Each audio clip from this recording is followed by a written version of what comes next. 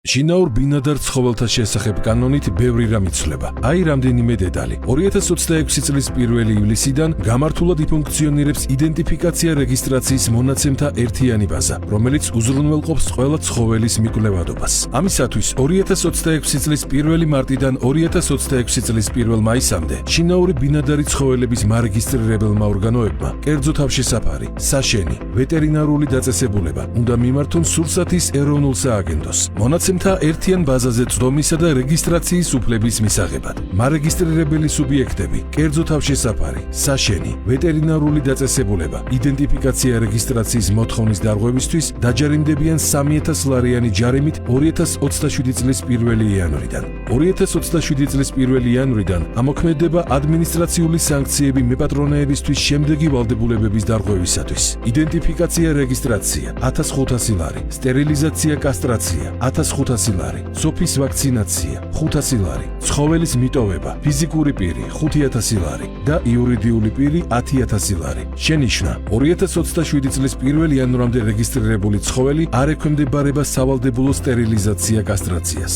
სანაშენე ცხოველის მოშენება დასაშვებია მხოლოდ რეგისტრირებული საშენის მიერ ან არაკომერციული მიზნით მეპატრონის მიერ. მეპატრონეზე სანაშენე ცხოველის გამრავლებისთვის შესაბამის თანხმობას გასცემს მუნიციპალიტეტის უფლებამოსილი ორგანო. 2027 წლის 1 იანვრიდან მუნიციპალიტეტის უფლებამოსილი ორგანოსგან გაცემული თანხმობის გარეშე მეპატრონის მიერ ცხოველის გამრავლების შემთხვევაში ამოქმედდება სანქცია 3000 ლარი. 2027 წლის 1 იანვრიდან ამოქმედდება ადმინისტრაციული სანქციები საშენისთვის. კერძოდ, მოშენების წესების დარღვევა 1000 ლარი, მოშენება რეგისტრაციის გარეშე 5000 ლარი. სისხლის სამართლებრივი პასუხისმგებლობა მკაცრდება ცხოველის მოკვდინებისთვის, სასტიკი მოპყრობისთვის.